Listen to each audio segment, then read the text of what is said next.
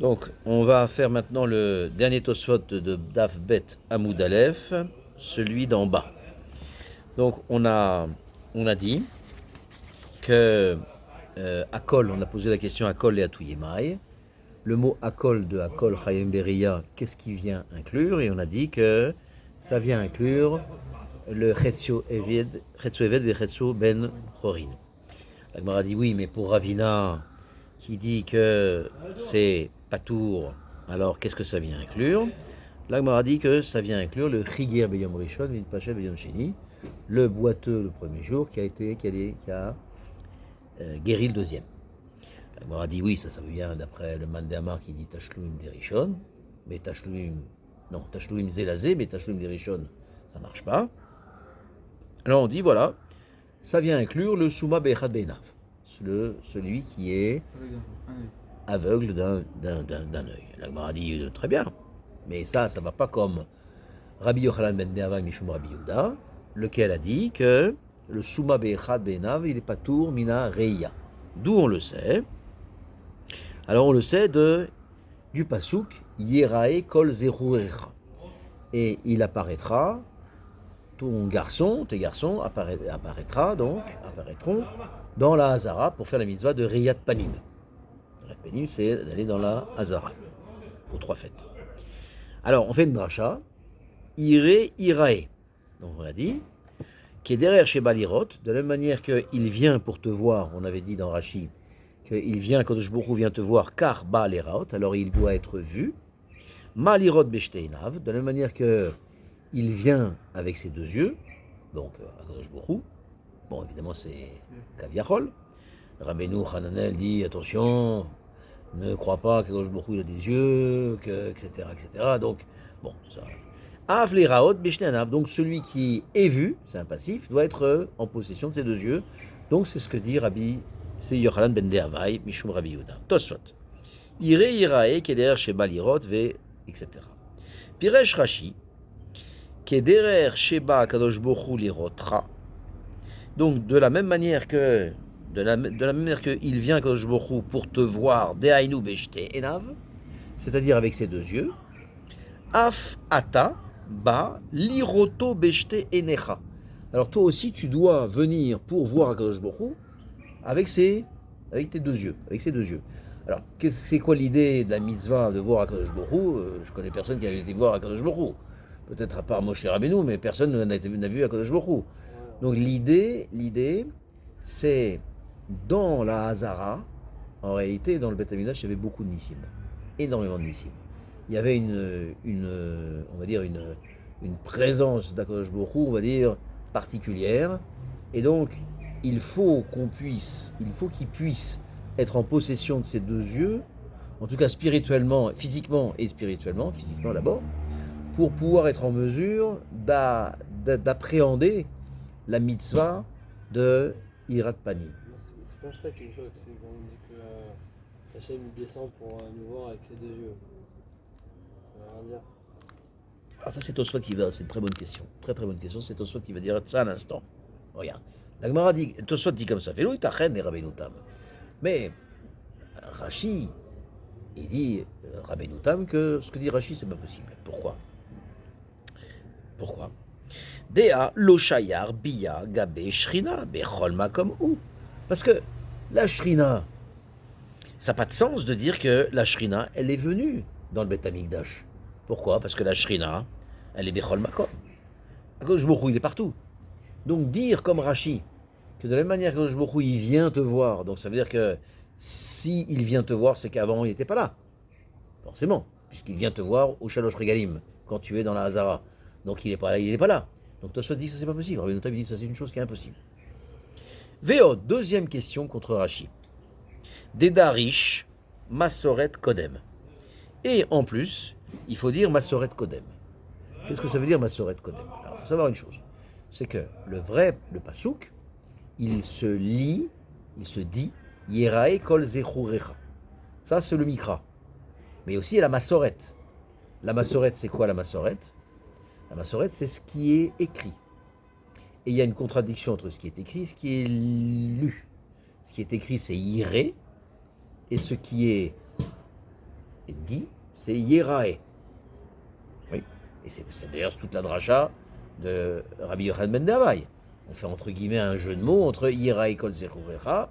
Donc, et on dit de la même manière Ire Irae, d'après Rashi, de la même manière qu'il vient te voir, Akadosh Baruch Hu, avec ses deux yeux.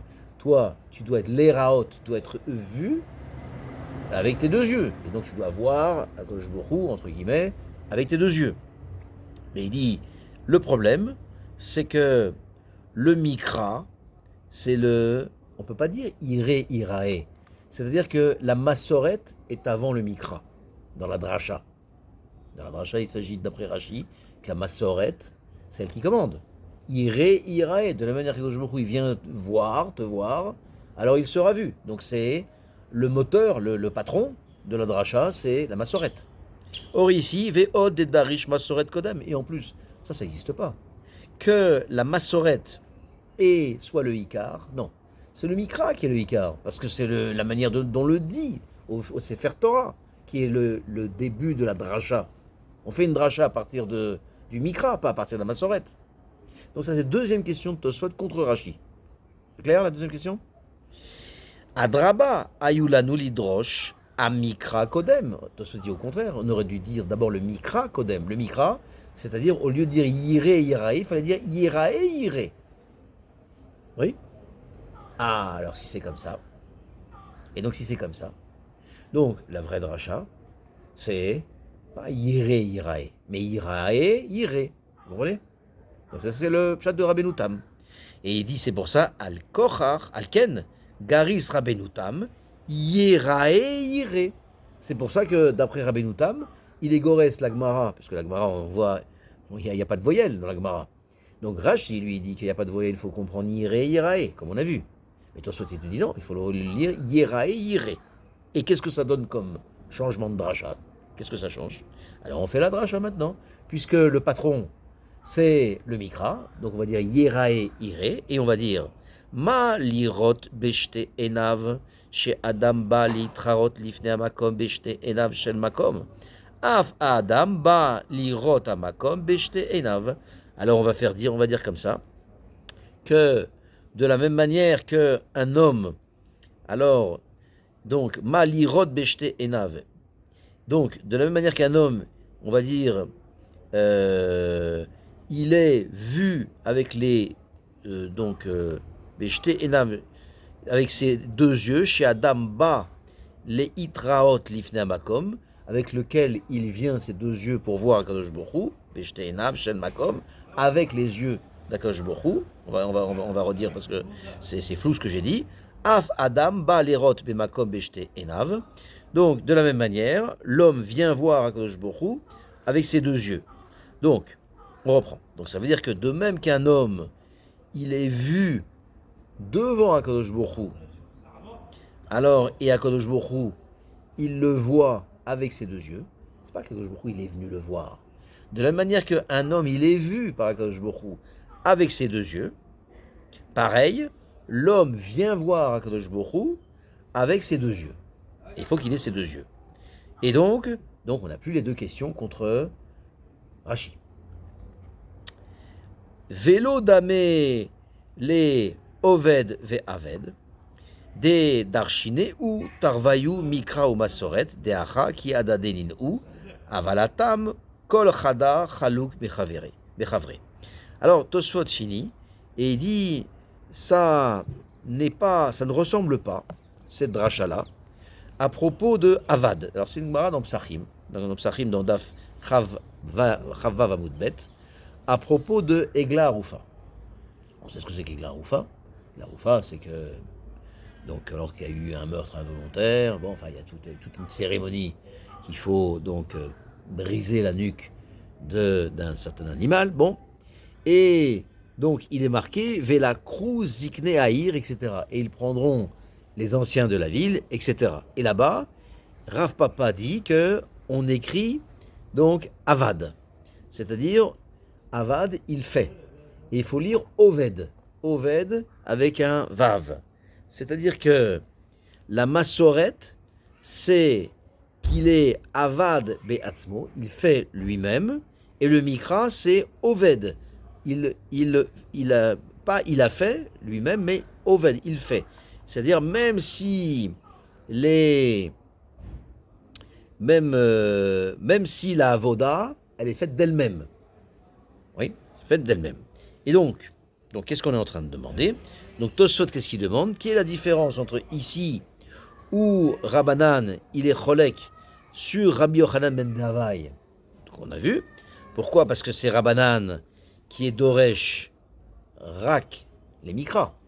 Oui, Rabbanan, il Doresh Rak les Mikra, puisque Rabbanan, eux, ils disent qu'il est Chayav. Le Suba Bechad Beinav, il est Chayav. Donc il est Doresh le Mikra. Avec, donc, quelle est la différence entre chez nous dans Rabbanan et Rabbanan dans la paracha de Egla Arufa, où il est Doresh, Mikra et Masoret. C'est ça la question. Je reprends dans les mots. Velo dame les Oved ve'avad, dans Psachim, des Darshineu Tarvayu Mikra ou Masoret, où là-bas, on est Doresh pour Rabbanan, Mikra et Masoret. Or, ici, Rabbanan n'est pas Doresh, Mikra ou Masoret, c'est que Rabbi Yochanan ben Davai. Il est Mikra, il est Doresh Mikra, simplement. Qui adade nin ou. Pourquoi? Parce que Yirae Ire, donc les deux, en réalité, ne se contredisent pas. Et donc, Rabbanan, ils ne sont Doresh que le Mikra. Mais, qu'est-ce qu'on est en train de dire? Aval Atam, Kol Chada Chalouk Mechavre. Mais dans l'histoire de Oved Avad, les deux mots en réalité se contredisent. C'est-à-dire, Avad, ça veut dire que il est Avad Beatzmo. Et le Mikra, c'est Oved, avec un Vav. C'est-à-dire que même si la Avoda se fait d'elle-même, et dans ce cas-là, les Rabbanan sont d'accord qu'il y a lieu d'être Doresh les deux. Donc c'est ça qui fait la différence entre les deux. Tosfot d'après, on a dit Tikantam, le Tosfot d'Avbet Hamoud Aleph. On a dit Tikantem et Trabo. Alors c'est quoi le contexte? On reprend. On a dit que la Gemara avait dit Léolam, on peut très bien dire comme au début, que le Hakol, ça vient inclure Chetzi Eved ve Chetzi Ben Chorin. Et la Gemara dit mais alors il y a Ravina, comment tu comprends? On dit il n'y a pas de problème. Kan Mishnah Rishona, Kan Mishnah Acharona, on l'a vu, on a expliqué hier. Alors la Gemara, donc, elle a dit, parce qu'il y a une dracha, il y a une Mishnah qui dit que, donc, qui est rapporté par Beth Hillel, Mishechetsu Eved Vechetsu Ben Chorim, Oved et Rabo Yom Echad, Vetatzmo Yom Echad divrei Beth Hillel. On a dit comme ça, que le Chetsu Eved Vechetsu Ben Chorim, il y a une takana que il va travailler un jour pour lui, un jour pour son Rav. Là-dessus, Beth Shammai avait critiqué Beth Hillel en disant Tikan Tebet Rabo. Ça, t'as bien arrangé les affaires du Rav. Mais les affaires du Eved, enfin du Chetzi Eved et Chetzi Ben Chorim, tu l'as pas arrangé parce qu'il ne peut pas se marier, comme on a vu hier. Tosfot. Tikantem et Rabo. Bema Shayalo Meikara. C'est-à-dire que, qu'est-ce que ça veut dire? Le Rav, la takana lui est favorable. Mais la takana de Yom Echad ve Yom Echad, elle n'est pas favorable pour le Chetzi Eved et Chetzi Ben Chorim. C'est bien ça ce que dit Beth Shammai à Beth Hillel. Alors, qu'est-ce que dit Tosfot? Tikamel et Trabo, tu as arrangé les histoires du Rav, Bema Shayalo Meikara, par rapport au départ. Parce qu'au départ, qu'est-ce qui se passe? Au départ, il était, comme on avait dit hier, chaque cellule de son corps était à la fois Chetzi Eved et Chetzi Ben Chorin. Donc, ça marche très bien pour le Rav. Maintenant, il se trouve que il est un jour à son service, un jour pas à son service. Donc avant, il était dans une situation où c'était difficile de l'exploiter. Maintenant, 3 jours par semaine, il peut l'exploiter. C'est pas un problème. Donc tu as arrangé. Veyeshlo arshav chez Zéu ve'avodot ve'avdut. Et maintenant, donc, il est donc à 50% son Rav.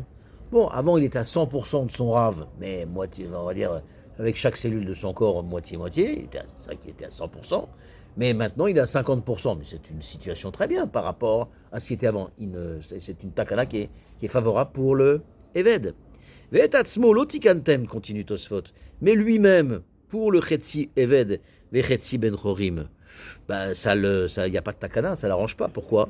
She'enu yachol lisa isha. Parce qu'il ne peut pas se marier avec une femme.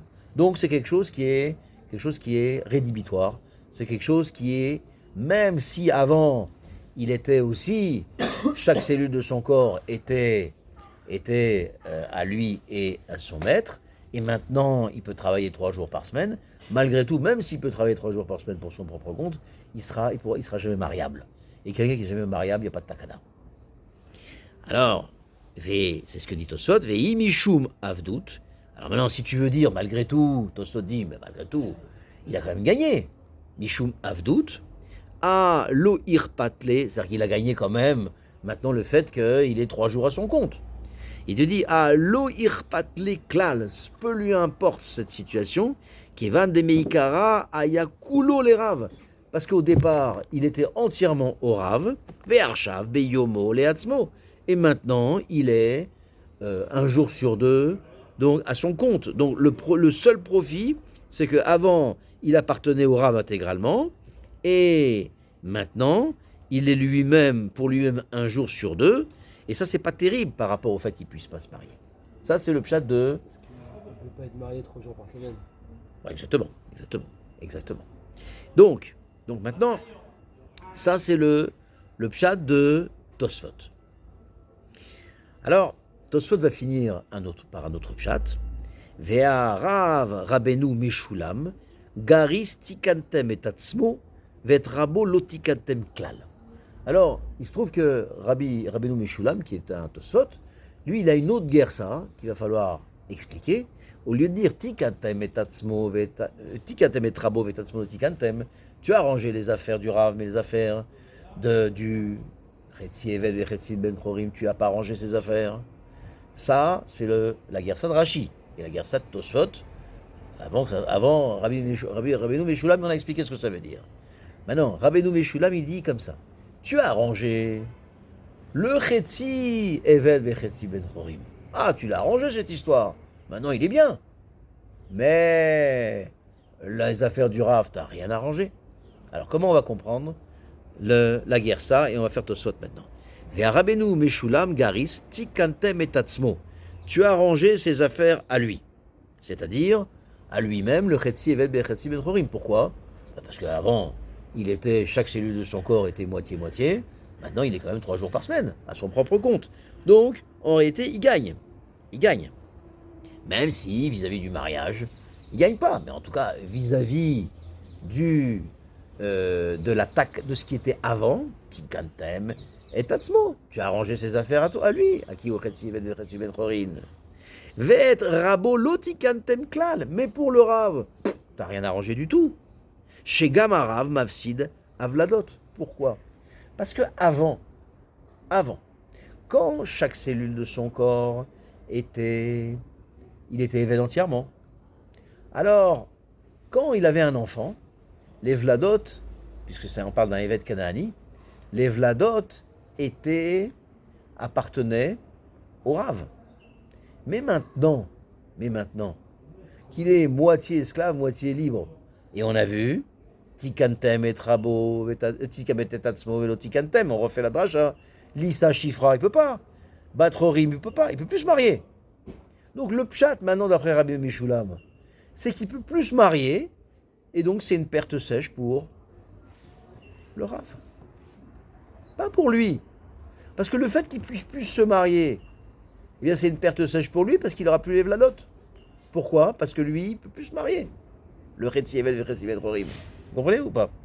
Donc, le pshat de Rabbeinu Meshulam est totalement différent du pshat de Tosfot, première version. C'est-à-dire que tout le développement de la Gemara, il ne peut plus se marier, parce que se marier avec une Batrorin, il ne peut pas, se marier avec une Shifra, il ne peut pas. Il peut pas. Il peut pas, puisque s'il se marie avec une Chetzi Eved et Chetzi Ben Chorim, Chetzi Shifra, Chetzia Batrorin, son côté libre, il va toucher le côté esclave de la fille. Et son côté esclave à lui, il va toucher le côté libre de la fille. Donc ça, c'est pas possible non plus. Oui, pas forcément, mais pas forcément le contraire non plus. Donc ça va pas. Donc ça va pas. Donc il peut pas faire ça. Tosfot a proposé, c'est Tosfot d'après, va proposer d'autres solutions que la Gemara n'a pas retenues, on va voir pourquoi. Donc en tout cas, tout le développement d'après, quand la Gemara dit mais t'as arrangé, maintenant on refait la version Rabbeinu Meshulam, t'as arrangé les affaires du Rav, très bien, mais les affaires du monsieur, du Chetzivet, t'as pas arrangé, parce qu'il peut pas se marier. Donc en réalité, tout le développement, ça va être vis-à-vis du Rav, pour pouvoir être métaken les affaires du Rav. Oui. Et c'est pour ça que, finalement, on va le rendre libre, qui? L'esclave, définitivement, puisque à ce moment-là, le Rav, il gagne rien à toute cette histoire. Donc, on va obliger le Rav, face à une situation où il est perdant, de toute façon, à au moins, Zéné Vélo Chasser, il perd rien, le Rav, à le libérer totalement, et il gagnera au moins l'esclave. Voilà. Donc ça, c'est le pshat de Rabbeinu Meshulam. Donc on a deux pshatim dans Tosfot.